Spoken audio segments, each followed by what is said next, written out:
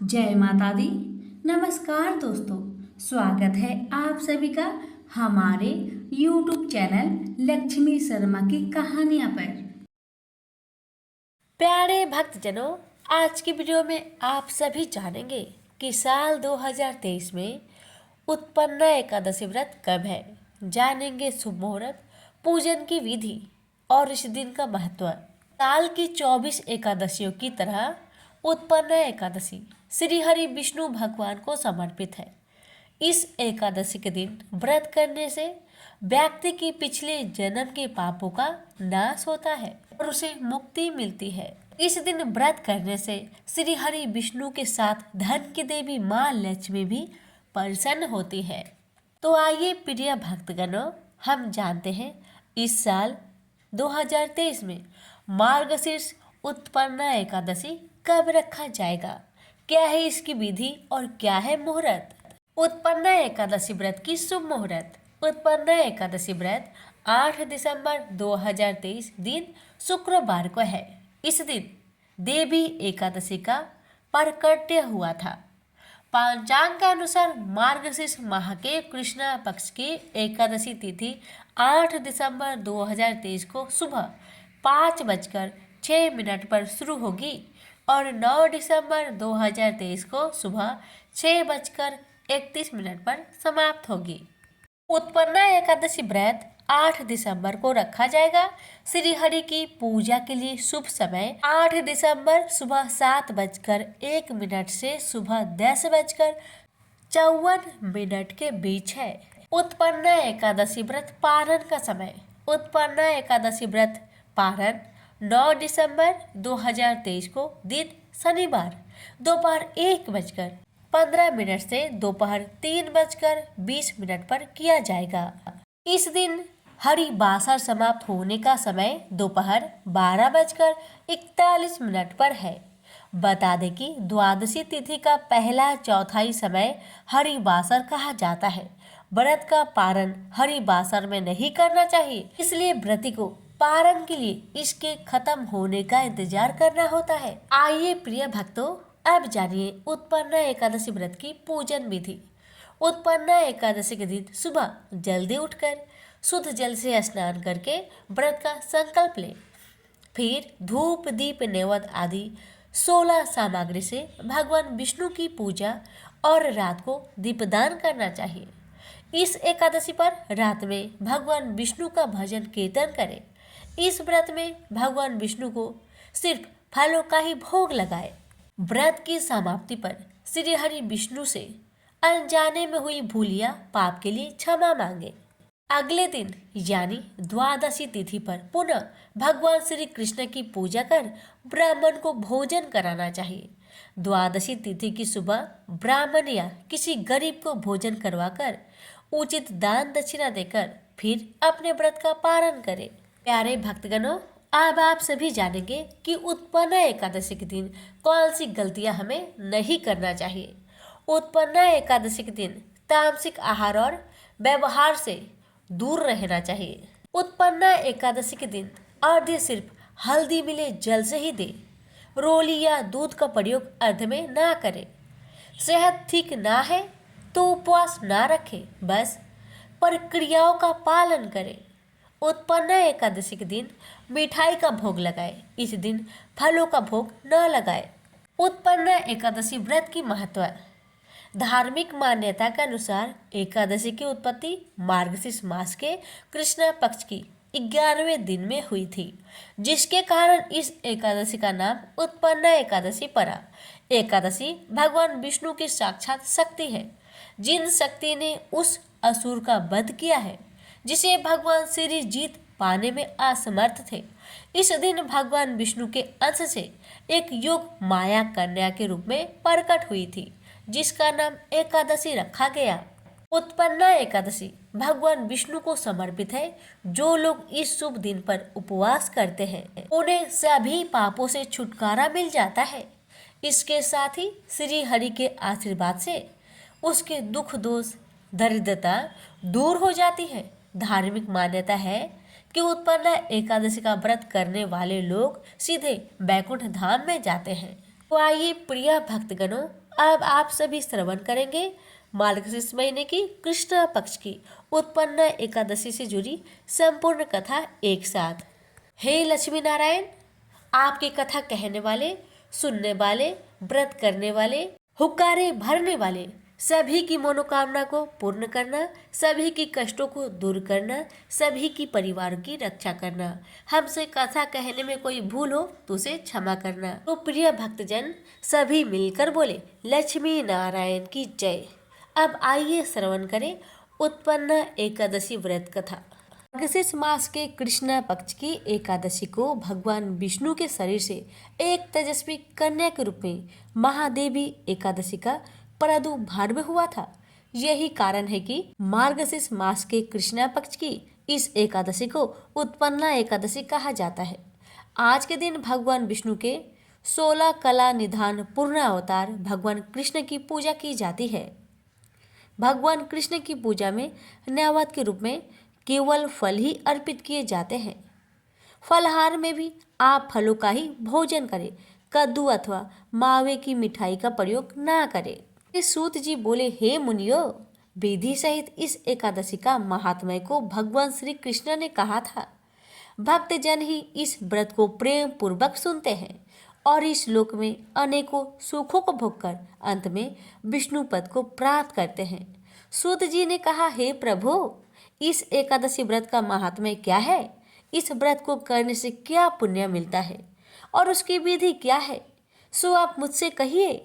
ऐसा सुनकर श्री भगवान ने कहा, हे अर्जुन, सबसे पहले हेमंत ऋतु के मार्गशीर्ष महीने में कृष्ण पक्ष की एकादशी का व्रत करना चाहिए। दशमी की शाम को दातुन करनी चाहिए और रात को भोजन नहीं करनी चाहिए। एकादशी को सुबह संकल्प नियम के अनुसार कार्य करना चाहिए। स्नान करने से पहले शरीर पर मिट्टी का लेपन लगाना चाहिए। चंदन का मंत्र इस प्रकार है, अश्वकांते रथकांते विष्णुकांते वसुंधरे उर्वेतापि वराहेन कृष्ण न सताबाहुना मृतिके हरमे पाप यन्मया पूर्वक संचितम त्वाहेतेन पापेन गच्छामि परमा गतिम। स्नान के बाद धूप दीप नेवत से भगवान का पूजन करना चाहिए। रात को दीपदान करना चाहिए। ये सकर्म भक्ति पूर्वक करने चाहिए। उस रात को नींद और स्त्री प्रसंग को त्याग देना चाहिए। एकादशी के दिन तथा रात्रि में भजन सत्संग आदि शुभ कर्म करने चाहिए। उस दिन श्रद्धा पूर्वक ब्राह्मणों को दक्षिणा देनी चाहिए और उनसे अपनी गलतियों की क्षमा मांगनी चाहिए। धार्मिक जनों को शुक्ल और कृष्ण पक्ष की दोनों एकादशियों को एक साथ समझना चाहिए। उनमें भेद मानना उचित नहीं है। ऊपर बताई गई विधि के अनुसार जो एकादशी का व्रत करते हैं उनको शंखों द्वार तीर्थ एवं दर्शन से जो पुण्य मिलता है वह एकादशी व्रत के पुण्य के 16वें भाग के बराबर भी नहीं। व्यतिपात लोक में संक्रांति में तथा चंद्र सूर्य ग्रहण में दान देने से और कुरुक्षेत्र में स्नान करने से जो पुण्य प्राप्त होता है वही पुण्य मनुष्य को एकादशी का व्रत करने से प्राप्त होता है। जो फल देवपाठी ब्राह्मण को 1000 गौदान करने से मिलता है उससे 10 गुना अधिक पुण्य एकादशी का व्रत करने से मिलता है। 10 श्रेष्ठ ब्राह्मण को भोजन कराने से जो पुण्य मिलता है वह एकादशी के पुण्य के 10वें भाग के बराबर होता है।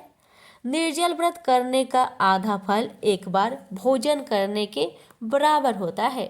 उपरोक्त कोई सा एक व्रत जरूर करना चाहिए। एकादशी का व्रत करने पर ही यज्ञ दान तप आदि मिलते हैं, अन्यथा नहीं। अतः एकादशी को अवश्य ही व्रत करना चाहिए। इस व्रत में संग से जल नहीं पीना चाहिए। मछली सुअर तथा अन्य एकादशी के व्रत में वर्जित है। एकादशी व्रत का फल 1000 यज्ञों से भी अधिक है।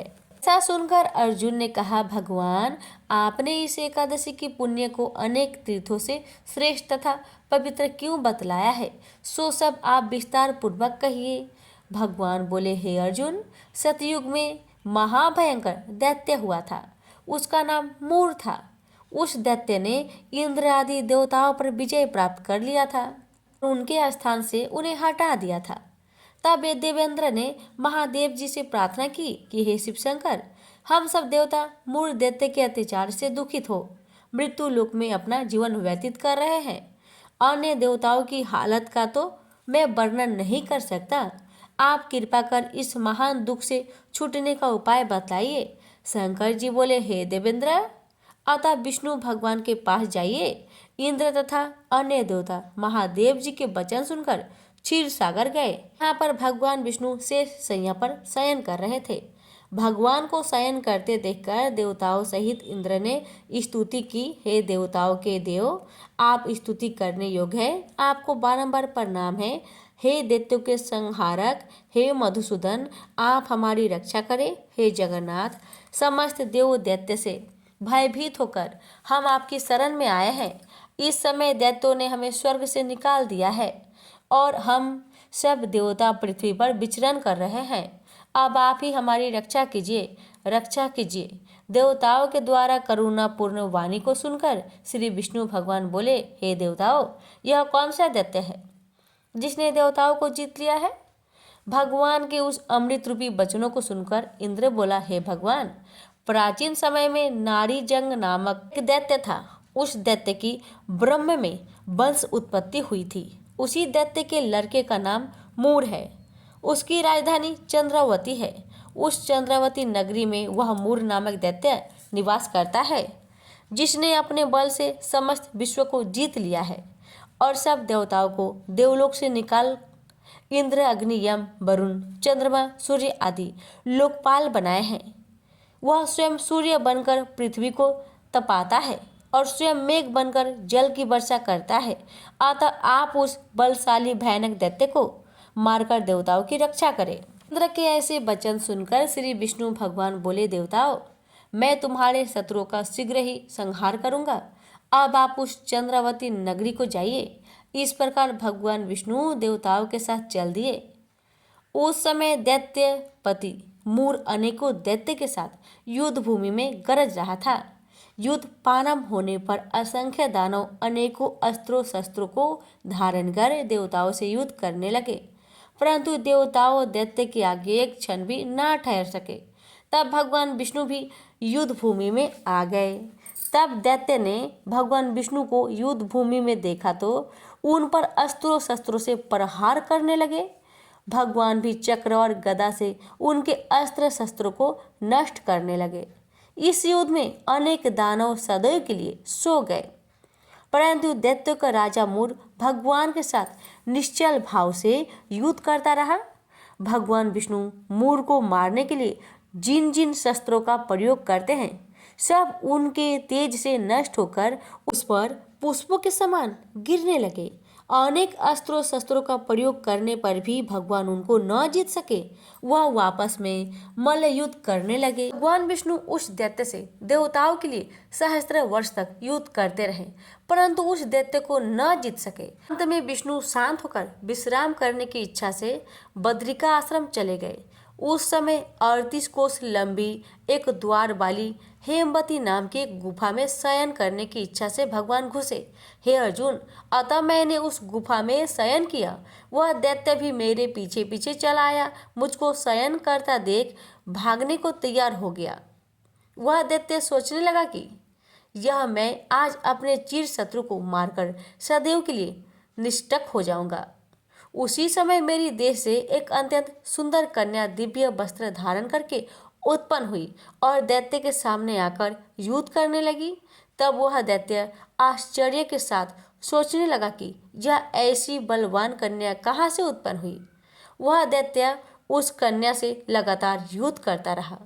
कुछ समय बीतने पर उस कन्या ने क्रोध में आकर उस दैत्य के अस्त्रों शस्त्रों के टुकड़े टुकड़े कर दिए। उस कन्या ने उसका रथ तोड़ डाला। तब तो वह दैत्य क्रोध करके उससे मल्लयुद्ध करने लगा। उस कन्या ने उसको धक्का मारकर मूर्छित कर दिया। उठने पर उसका सिर काट दिया। वह दैत्य सिर कटते ही पृथ्वी पर गिर गया और मृत्यु को प्राप्त हुआ। अन्य समस्त दानव भी ऐसा देखकर पाताल लोक को चले गए। जब भगवान विष्णु की निद्रा टूटी तो उस दैत्य को मरा देखकर अत्यंत आश्चर्य करने लगे और विचारने लगे कि इस दैत्य को किसने मारा। तब वह कन्या भगवान से हाथ जोड़कर बोली, हे भगवान, यह दैत्य आपको मारने को तैयार था, तब मैंने आपके शरीर से उत्पन्न होकर इसका वध किया है। इस पर भगवान बोले, हे कन्या, तूने इसको मारा है, अतः मैं तेरे ऊपर अत्यंत प्रसन्न हूँ। तूने तीनों लोकों के देवताओं को सुखी किया है, इसलिए तू अपनी इच्छा अनुसार वरदान मांग।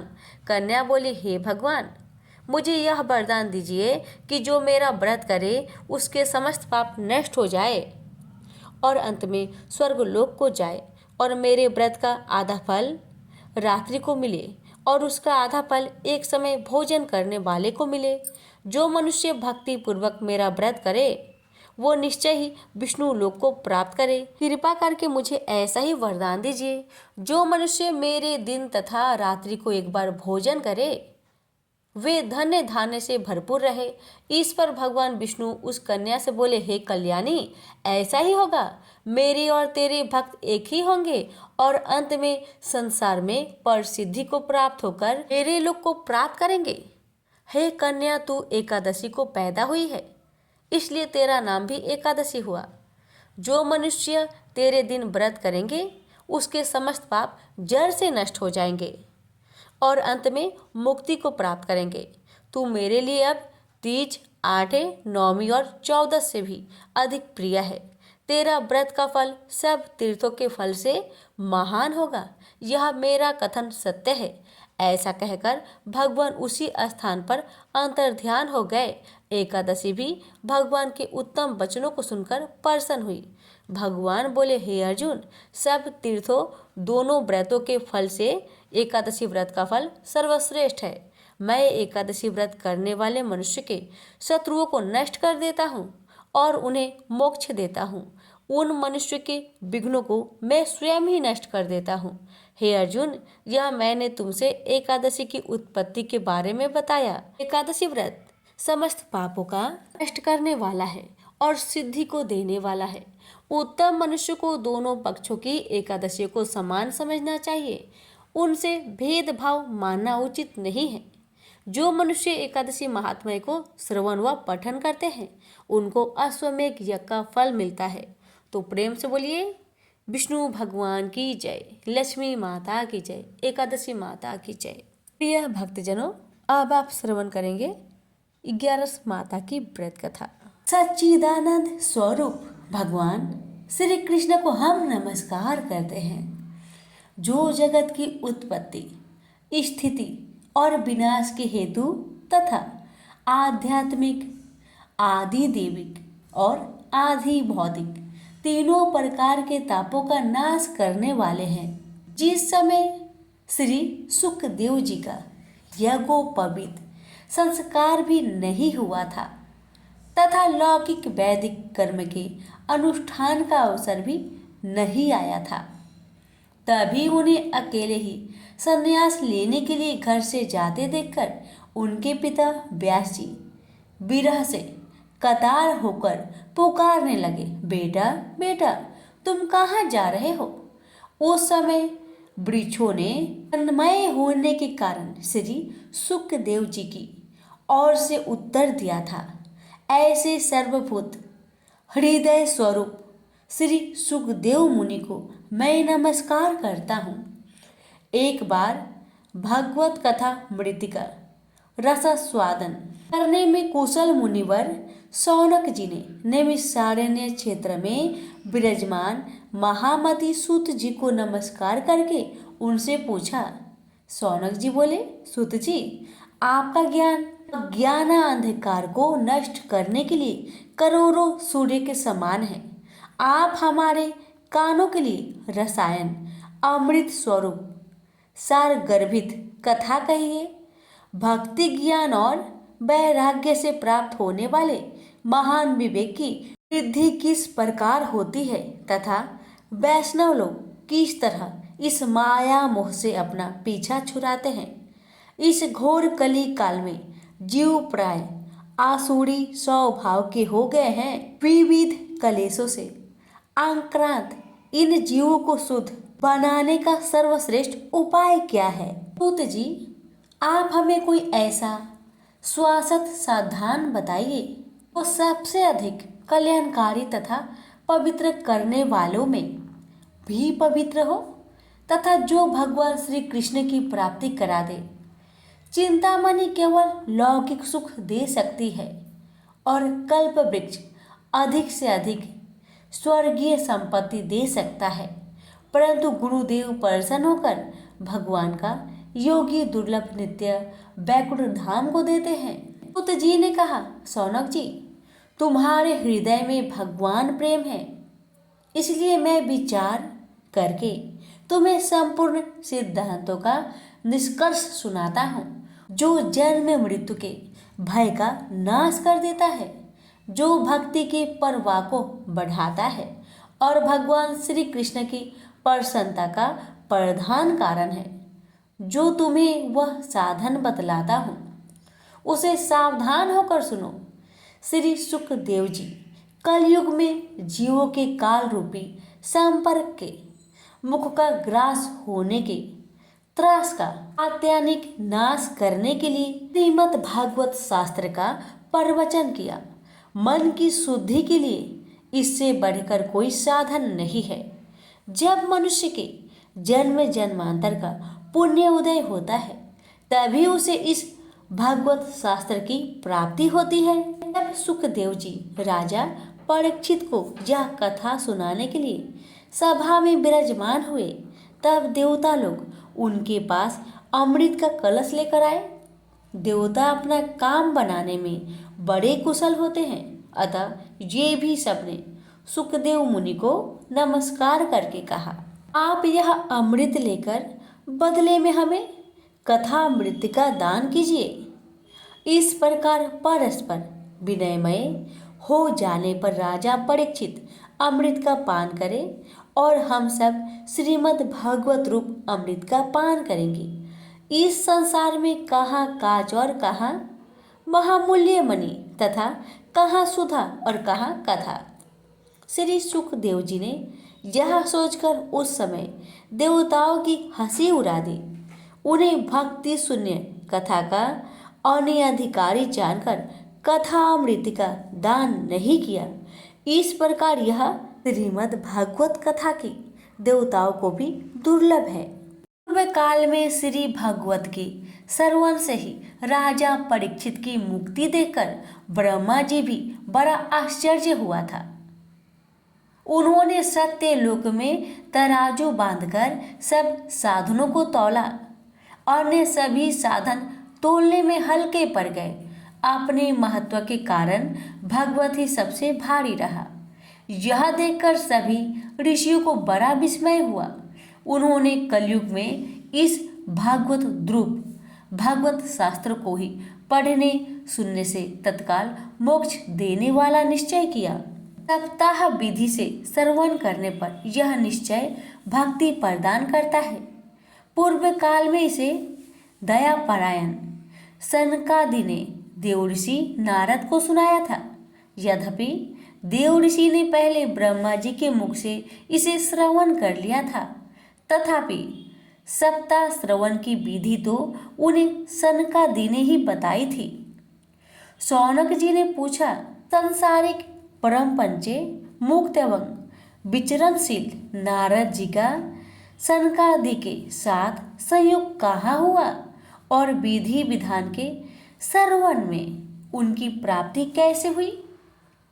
सूत जी ने कहा, अब मैं तुम्हें वह भक्तिपूर्ण कथा सुनाता हूँ जो श्री सुखदेव जी ने मुझे अपना अनन्य शिष्य जानकर एकांत में सुनाया था। एक दिन विशालापुरी में वे चारों निर्मल ऋषि सत्संग के लिए आए। वहां उन्होंने नारद जी को देखा।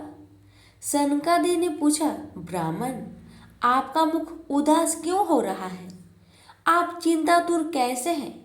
इतनी जल्दी जल्दी आप कहाँ जा रहे हैं और आपका आगमन कहाँ से हो रहा है? इस समय तो आप उस पुरुष के समान व्याकुल जान पड़ते हैं जिसका सारा धन लूट गया हो। आप जैसे आसक्ति रहित पुरुष के लिए यह उचित नहीं है। इसका कारण बताएं। नारद जी ने कहा, मैं सर्वोत्तम लोक समझकर पृथ्वी में आया था। यहाँ पुष्कर, प्रयाग, काशी, गोदावरी, हरिद्वार, कुरुक्षेत्र, श्रीरंग और सेतुबंध आदि कई तीर्थ में इधर उधर विचरता रहा, किंतु मुझे कहीं भी मन को संतोष देने वाली शांति नहीं मिली। इस समय अधर्म के सहायक कलि युग के सारी पृथ्वी को पीड़ित कर रखा है। अब यहाँ सत्य, तप, शौच, दया, दान आदि कुछ भी नहीं है। बेचारे जीव केवल अपना पेट पालने में लगे हुए हैं। वे असत्यभाषी, आलसी, मंदबुद्धि, भाग्यहीन, उपद्रवग्रस्त हो गए हैं। जो साधु संत कहे जाते हैं वे पूरे पाखंडी हो गए हैं। देखने में तो वे विरक्त हैं, किंतु स्त्री, धन आदि सभी का परिग्रह करते हैं। घरों में स्त्रियों का राज्य है। साले सलाहकार बने हुए हैं। लोभ से लोग कन्या बिक्री करते हैं और स्त्री पुरुष में कलह मचा रहता है। महात्माओं के आश्रम, तीर्थ और नदियों पर यवनों का अधिकार हो गया है। उन दुष्टों ने बहुत से देवालय भी नष्ट कर दिए हैं। इस समय यहाँ न कोई योगी है, न सिद्ध है, न ज्ञानी है और न सत्कर्म करने वाला ही है। सारे साधन इस समय कलि रूप दवान नल से जलकर भस्म हो गया है। इस कलयुग में सभी देववासी बाजारों में अन्न बेचने लगे हैं। ब्राह्मण लोग पैसा लेकर वेद पढ़ाते हैं और स्त्रियां वैश्या प्रीति से निर्वाह करने लगी है। इस तरह कलयुग के दोष देखता और पृथ्वी पर विचरता हुआ मैं यमुना जी के तट पर पहुंचा, जहां भगवान श्री कृष्ण की अनेक लीलाएं हो चुकी है। मुनिवरों सुनिए, वहां मैंने एक बड़ा आश्चर्य देखा। वहां एक युवती स्त्री खिन्न मन से बैठी थी। उसके पास दो वृद्ध पुरुष अचेत अवस्था में पड़े जोर जोर से सांस ले रहे थे।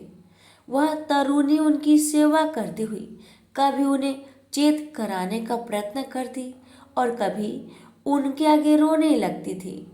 वह अपने शरीर के रक्षक परमात्मा को दसों दिशाओं में देख रही थी।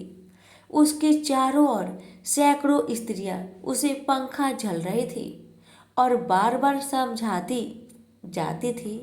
दूर से यह चरित्र देखकर मैं कौतूहल बस उसके पास चला गया।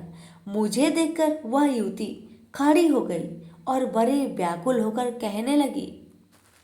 युवती ने कहा, अजी महात्मा जी, क्षण भर ठहर जाइए और मेरी चिंता को भी नष्ट कर दीजिए। आपका दर्शन तो संसार के सभी पापों को सर्वथा नष्ट कर देने वाला है। आपके वचनों से मेरे दुख की भी बहुत कुछ शांति हो जाएगी।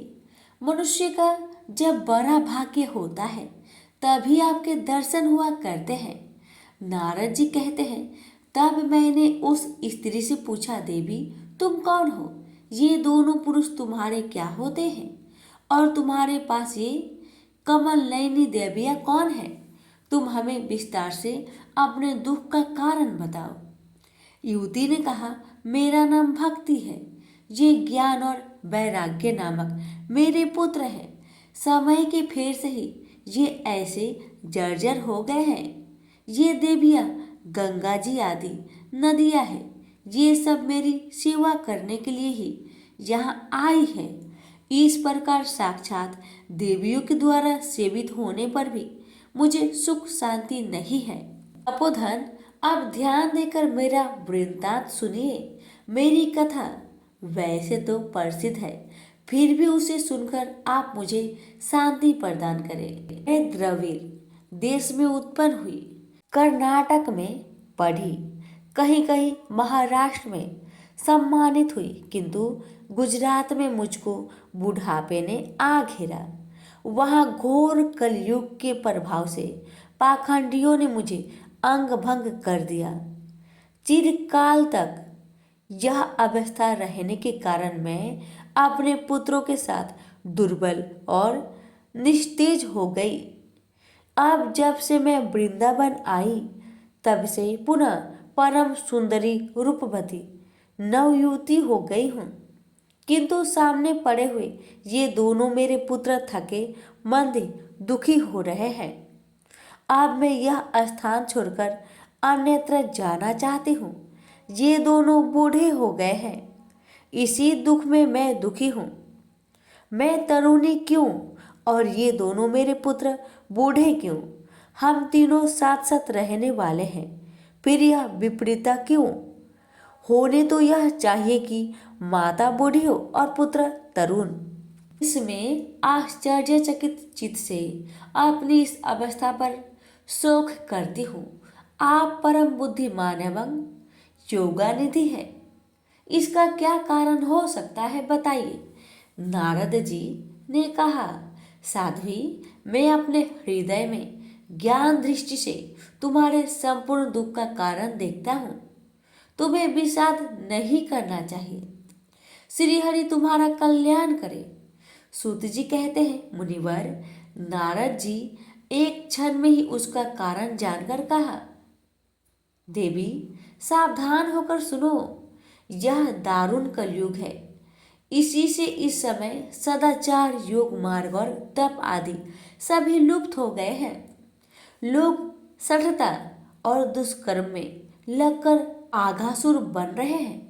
संसार में जहाँ देखो वहीं सत्पुरुष दुख से मलान है और दुष्ट सुखी हो रहे हैं।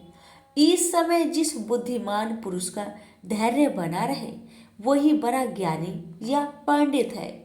पृथ्वी क्रमशः प्रतिवर्ष शेष जी के लिए भार रूप होती जा रही है। अब यह छूने योग तो क्या देखने योग भी नहीं रह गई है और न इसमें कहीं मंगल ही दिखाई देता है। अब किसी को पुत्र के साथ तुम्हारा दर्शन भी नहीं होता। विषयानुराग के कारण अंधे बने हुए जीव से उपेक्षित होकर तुम जर्जर हो रही हो। वृंदावन के संयोग से तुम फिर नवीन तरुणी हो गई हो। अतः यह वृंदावन धाम धन्य है, जहाँ भक्ति सर्वत्र नित्य कर रही है। परंतु तुम्हारे इन दोनों पुत्रों का यहाँ कोई ग्राहक नहीं है, इसलिए इनका बुढ़ापा नहीं छूट रहा है। यहाँ इनको कुछ आत्म सुख की प्राप्ति होने के कारण ये सोते से जान पड़ते हैं। भक्ति ने कहा, राजा परीक्षित ने इन पापी कलयुग को क्यों रहने दिया? इसके आते ही सब वस्तुओं का सार न जाने कहाँ चला गया। करुणामय श्री हरि से भी यह अधर्म कैसे दिखा जाता है? मुने, मेरा यह संदेह दूर कीजिए। आपके वचनों से मुझे बड़ी शांति मिलती है। नारद जी ने कहा, बाले, यदि तुमने पूछा है तो प्रेम से सुनो। कल्याणी, मैं तुम्हें सब बताऊंगा और तुम्हारा दुख दूर हो जाएगा। जिस दिन भगवान श्री कृष्ण इस भूलोक को छोड़कर अपने परम धाम को पधारे, उसी दिन से यहाँ संपूर्ण साधनों में बाधा डालने वाला कलयुग आ गया है। दिग्विजय के समय राजा परीक्षित की दृष्टि पड़ने पर कलयुग दिन के समान उनकी शरण में आया।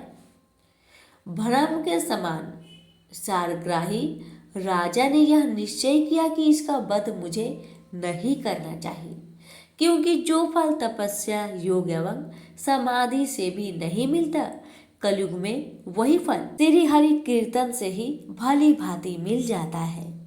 इस प्रकार सारहीन होने पर भी उसे एक ही दृष्टि से सारयुक्त देखकर उन्होंने कलयुग में उत्पन्न होने वाला जीवों के सुख के लिए ही इसे रहने दिया था। इस समय लोगों के कुकर्म में प्रवृत्त होने के कारण सभी वस्तुओं का सार निकल गया है और पृथ्वी के सारे पदार्थ बीजहीन भूमि के समान हो गए हैं। ब्राह्मण केवल अन्न धन आदि के लोभ बस घर घर एवं जन जन को भगवत की कथा सुनाने लगे हैं, इसलिए कथा सार चला गया। तीर्थ में नाना प्रकार के अत्यंत घोर कर्म करने वाले नास्तिक और नारकी पुरुष भी रहने लगे हैं। इसलिए तीर्थों का भी प्रभाव जाता रहा। जिनका चित्त निरंतर काम, क्रोध, महान लोभ और तृष्णा से तपता रहता है, वे भी तपस्या ढोंग करने लगे हैं। इसलिए तप का भी सार निकल गया। मन पर काबू न होने के कारण तथा लोभ, दंभ और पाखंड का आश्रय लेने के कारण एवं शास्त्र का अभ्यास न करने से ध्यान योग फल मिट गया है। पंडितों की यह दशा है कि वे अपनी स्त्रियों के साथ पशु की तरह रमन करते हैं। उनमें संतान पैदा करने की ही कुशलता पाई जाती है। मुक्ति साधनों में सर्वथा अकुशल है। संप्रदाय अनुसार प्राप्त हुई वैष्णवता भी कहीं देखने में नहीं आती। इस प्रकार जगह जगह सभी वस्तुओं का सार लुप्त हो गया है।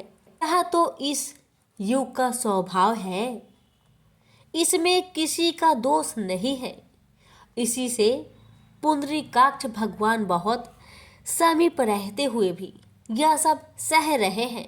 बुद्ध जी कहते हैं, शौनक जी, इस प्रकार देव ऋषि नारद के वचन सुनकर भक्ति को बड़ा आश्चर्य हुआ। फिर उसने जो कुछ कहा उसे सुनिए। भक्ति ने कहा, देव ऋषि, आप धन्य हैं।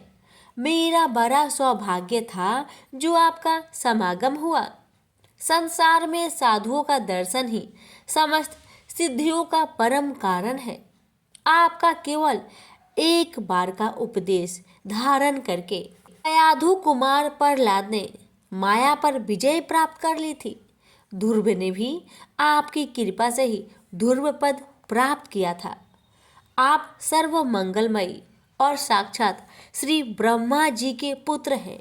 मैं आपको नमस्कार करती हूँ।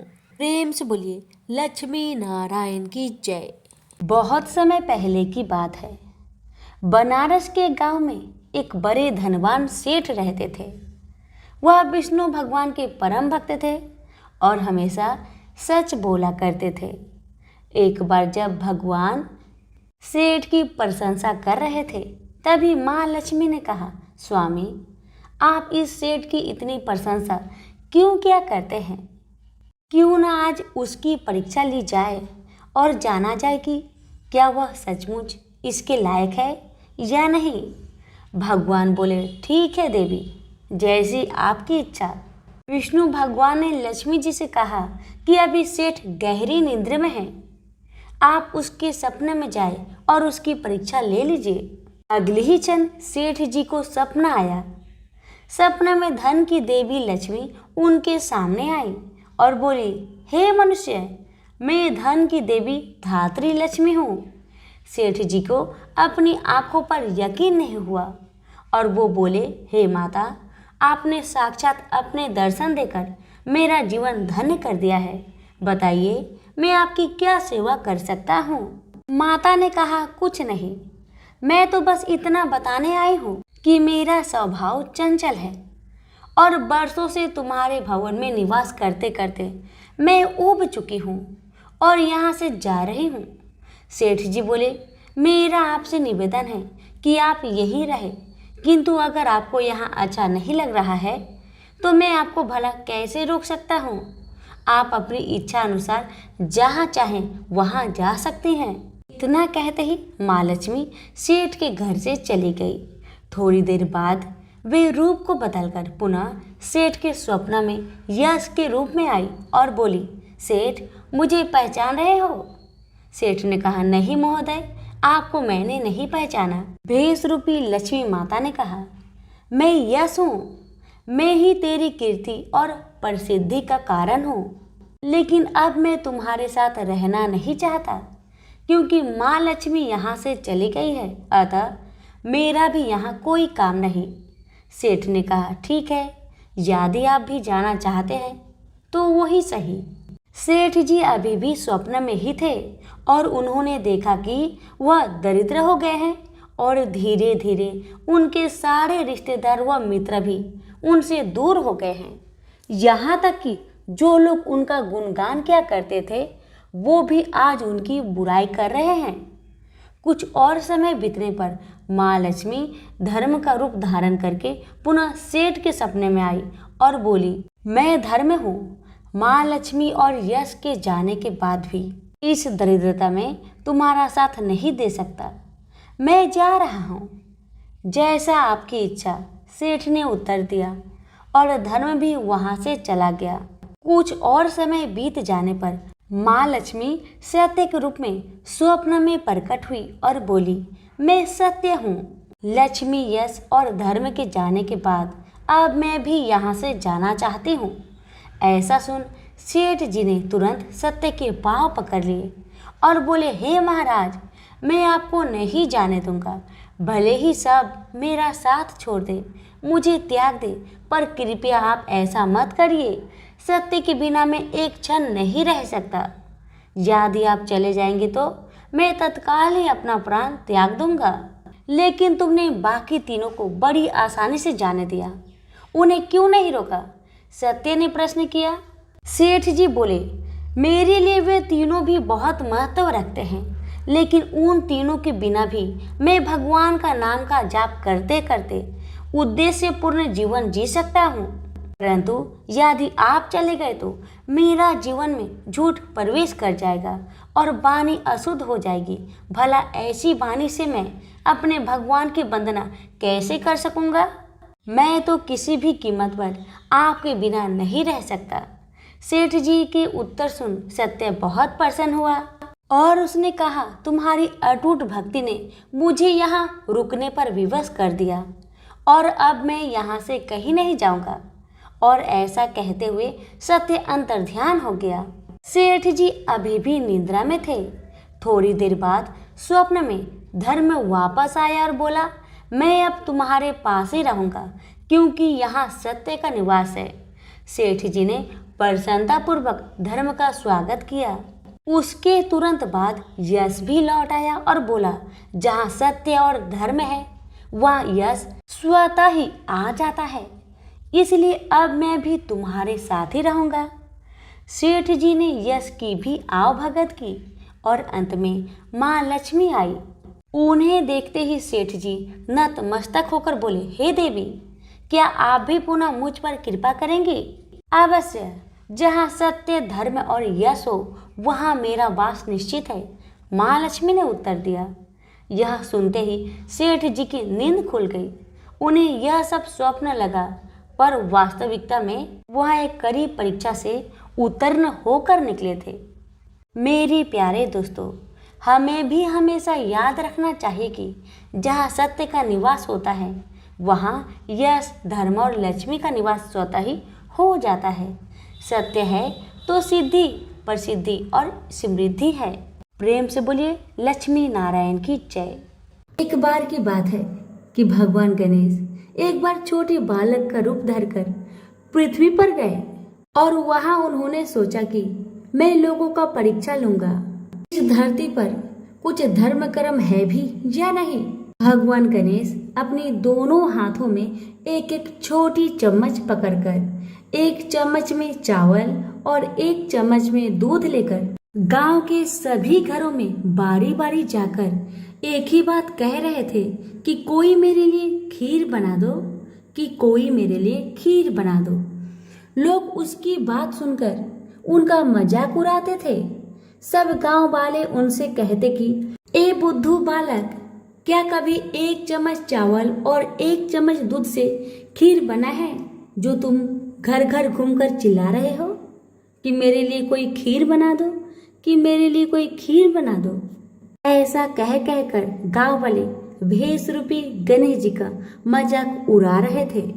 भगवान गणेश गांव वालों की बातें सुनकर आगे बढ़ जाते हैं। ऐसे ही वह पूरे गांव में चलते चलते बालक आखिर में एक बुढ़िया माई के पास पूछते हैं। वहां बहुत से बच्चे खेल रहे होते हैं और बुढ़िया माई बैठी बैठी बच्चों के खेल को देख रही होती है। गणेश जी महाराज ने वहां जाकर कहा, बुढ़िया माई, ये चावल और दूध से मेरे लिए खीर बना दोगी क्या? छोटे से बालक की बातें सुनकर बुढ़िया माई ने हंसकर मजाक करते हुए कहा, बेटा, खीर तो मैं बना दूंगी, लेकिन मुझे भी खीर देना होगा। भेष रूपी गणेश जी ने कहा, जरूर अम्मा, आपको मैं जरूर दूंगा, सब बच्चों को भी दूंगा। तुम चिंता मत करो बूढ़ी अम्मा, बस अपने घर में जाओ और जो सबसे बड़ा बर्तन हो उसे बाहर लेकर आओ। बूढ़ी माई ने बच्चे के कहे अनुसार घर के सबसे बड़े बर्तन को लेकर बाहर आई। घर के बने गणेश जी ने कहा, माँ, इतनी छोटी सी भिगोनी से क्या होगा, कोई इससे भी बड़ा बर्तन लाओ, उसमें खीर बनाना। बुढ़िया माई फिर से एक बहुत बड़ा बर्तन लेकर आई, उसमें दूध और चावल डलवा दिए और चूल्हे पर खीर बनाने के लिए रख दिया गया। जब खीर में उबाल आने लगा तो बुढ़िया माई ने थोड़ी सी खीर प्याले में निकाल ली, थोड़ी सी ठंडी करके गणेश जी का नाम लेकर भोग लगाकर चखने लगी। खीर तो अति स्वादिष्ट बनी थी। बुढ़िया माई ने बालक से कहा, ले बेटा, खीर बन गई है, अब तुम खा लो। उसके बेटे ने कहा, माँ, खीर से तो मेरा पेट भर गया, अब आप खाओ और इन सब बच्चों को खिला दो। बुढ़िया माई ने कहा, बेटा, तूने खीर तो नहीं खाई, फिर पेट कैसे भर गया? बालक ने कहा, आपने मेरा प्रेम से नाम लेकर दरवाजे के पीछे खड़े होकर खीर खाई थी, उससे मेरा पेट भर गया। बुढ़िया माई समझ गई कि यह बालक तो भगवान गणेश का ही रूप है। वह खीर सभी बच्चों को खिला दी, जो वहां खेल रहे थे उन्हें भी खिलाई, तो भी बर्तन भरा हुआ था। अब गांव के सभी लोगों को बुला बुलाकर बुढ़िया माई ने खीर खिलाई तो सभी सोच में पड़ गए कि इस गरीब बुढ़िया के पास इतनी सारी खीर कहाँ से आई। अंत में बुढ़िया माई को गणेश जी ने आशीर्वाद दिया कि और जो खीर बच गई है उससे तुम घर में पीछे खारा खोदकर गाड़ आओ। फिर कुछ दिन बाद वो खीर सोना बन गई। बुढ़िया माई अब तो आनंद और ठाट बाट से रहने लगी। गणेश जी की कृपा से बुढ़िया की सारी दुख तकलीफ समाप्त हो गई। तो प्रेम से बोलिए, गणेश महाराज की जय। एक बार गणेश जी महाराज एक सेठ जी के खेत में से जा रहे थे, तो उन्होंने 12 दाने अनाज के तोड़ लिए। फिर गणेश जी के मन में पछतावा हुआ कि मैंने तो सेठ जी की यहाँ चोरी कर ली। तो गणेश जी सेठ जी के 12 साल की नौकरी करने लग गए। एक दिन सेठानी राख से हाथ धोने लगी तो गणेश जी ने सेठानी का हाथ पकड़कर मिट्टी से हाथ धुला दिया। सेठानी सेठ से बोली कि ऐसा क्या नौकर रखा है, नौकर होकर उसने मेरा हाथ पकड़ लिया। सेठ जी ने गणेश को बुलाकर पूछा कि तुमने सेठानी का हाथ क्यों पकड़ा? तो गणेश जी ने बोला कि मैंने तो एक सीख की बात बताई है। राख से हाथ धोने से घर की लक्ष्मी नाराज होकर घर से चली जाती है और मिट्टी से हाथ धोने से आती है। सेठ जी ने सोचा कि गणेश है तो सच्चा। थोड़े दिनों बाद कुंभ का मेला आया। सेठ जी ने कहा, गणेश, सेठानी को कुंभ के मेले में स्नान करा के ले आओ। सेठानी किनारे पर बैठकर नहा रही थी, तो गणेश जी उनका हाथ पकड़कर आगे डुबकी लगवा लाए। घर आकर सेठानी ने सेठ से कहा कि गणेश ने तो मेरी इज्जत ही नहीं रखी और इतने सारे आदमियों के बीच में मुझे घसीटकर आगे पानी में ले गए। तब सेठ जी ने गणेश जी को पूछा कि ऐसा क्यों किया? तो गणेश जी ने कहा कि सेठानी किनारे बैठकर गंदे पानी से नहा रही थी, तो मैं आगे अच्छे पानी में डुबकी लगवाकर ले आया। इससे अगले जन्म में बहुत बड़े राजा और राजपाट मिलेगा। सेठ जी ने सोचा कि गणेश है तो सच्चा। एक दिन घर में पूजा पाठ हो रही थी, हवन हो रहा था। सेठ जी ने गणेश को कहा कि जाओ सेठानी को बुलाकर ले आओ। गणेश जी सेठानी को बुलाने गया तो सेठानी काली चुनरी ओढ़कर चलने लगी तो गणेश जी ने काली चुनरी फाड़ दी और कहा कि लाल चुनरी ओढ़ के चलो। सेठानी नाराज होकर सो गई। सेठ जी ने आकर पूछा, क्या बात है? तो सेठानी ने बोली कि गणेश ने मेरी चुनरी फाड़ दी। सेठ जी ने गणेश को बुलाकर बहुत डांटा और कहा, तुम बहुत बदमाशी करते हो। तो गणेश जी ने कहा, पूजा पाठ में काला वस्त्र नहीं पहनते हैं, इसलिए मैंने लाल वस्त्र के लिए कहा। काला वस्त्र पहनने से कोई भी शुभ काम सफल नहीं होता है। फिर सेठानी ने सोचा कि गणेश है तो समझदार। एक दिन सेठ जी पूजा करने लगे तो पंडित जी ने बोला कि वो गणेश जी की मूर्ति लाना भूल गया, अब क्या करे? तो गणेश जी ने बोला कि मेरी को ही मूर्ति बनाकर विराजमान कर लो, आपके सारे काम सफल हो जाएंगे। यह बात सुनकर सेठ जी को भी बहुत गुस्सा आया और वो बोले कि तुम तो अब तक सेठानी से ही मजाक करते थे, मेरे से भी करने लग गए। तो गणेश जी ने कहा, मैं मजाक नहीं कर रहा हूँ, मैं सच बात कह रहा हूँ। इतने में ही गणेश ने गणेश जी का रूप धारण कर लिया और सेठ और सेठानी ने ही गणेश जी की पूजा की। पूजा खत्म होते ही गणेश जी अंतर ध्यान हो गए। सेठ सेठानी को बहुत धोखा हुआ और उन्होंने कहा कि हमारे पास तो गणेश जी रहते थे और हमने उनसे इतना काम करवाया।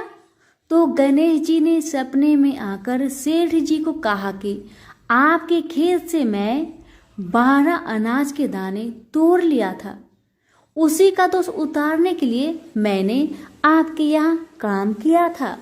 गणेश जी की कृपा से सेठ जी के करोड़ों की माया हो गई। हे गणेश जी महाराज, जैसे सेठ जी को दिया वैसा सबको देना, कहते को सुनते को और सारे परिवार को दे। प्रेम से बोलिए जय श्री गणेश। लपसी तपसी की कथा। एक लपसी था, एक तपसी था। तपसी हमेशा भगवान की तपस्या में लीन रहता था। लपसी रोजाना 1.25 सेर की लापसी बनाकर भगवान का भोग लगाकर जीम लेता था। एक दिन दोनों लड़ने लगे। तपसी बोला, मैं रोज भगवान की तपस्या करता हूँ इसलिए मैं बड़ा हूँ। लपसी बोला, मैं रोज भगवान को 1.25 सेर लापसी का भोग लगाता हूँ इसलिए मैं बड़ा हूँ। नारद जी वहां से गुजर रहे थे। दोनों को लड़ता देखकर उनसे पूछा कि तुम क्यों लड़ रहे हो? तपसी ने खुद के बड़ा होने का कारण बताया और लपसी ने अपना कारण बताया। नारद जी बोले, तुम्हारा फैसला मैं कर दूंगा। दूसरे दिन लपसी और तपसी नहाकर अपनी रोज की भक्ति करने आए तो नारद जी ने छुपकर 1.25 करोड़ की एक अंगूठी दोनों के आगे रख दिए। तपसी की नजर जब अंगूठी पर पड़ी तो उसने चुपचाप अंगूठी उठाकर अपने नीचे दबा लिया। तपसी की नजर अंगूठी पर पड़ी लेकिन उसने ध्यान नहीं दिया। भगवान को भोग लगाकर लपसी खाने लगा। नारद जी सामने आए तो दोनों से पूछा कि कौन बड़ा है। तो नारद जी ने तपसी से खड़ा होने को कहा। वो खड़ा हुआ तो उसके नीचे दबी अंगूठी दिखाई पड़ी। नारद जी ने तपसी से कहा, तपस्या करने के बाद भी तुम्हारी चोरी करने की आदत नहीं गई, इसलिए लपसी बड़ा है और तुम्हें तुम्हारी तपस्या का कोई भी फल नहीं मिलेगा। तपसी शर्मिंदा होकर माफी मांगने लगा। उसने नारद जी से पूछा, मुझे मेरी तपस्या का फल कैसे मिलेगा? नारद जी ने कहा, यदि कोई गाय और कुत्ते की रोटी नहीं बनाएगा तो फल तुझे मिलेगा। यदि कोई ब्राह्मण को भोजन करवाकर दक्षिणा नहीं देगा तो वह फल तुझे मिलेगा। यदि कोई साड़ी के साथ ब्लाउज नहीं देगा तो फल तुझे मिलेगा। यदि कोई दिए से दिया जलाएगा तो फल तुझे मिलेगा। यदि कोई सारी कहानी सुने लेकिन तुम्हारी कहानी नहीं सुने तो फल तुझे मिलेगा। उसी दिन से हर व्रत कथा कहानी के साथ लपसी तपसी की कहानी भी सुनी और कही जाती है। प्रेम से बोलिए लक्ष्मी नारायण की जय।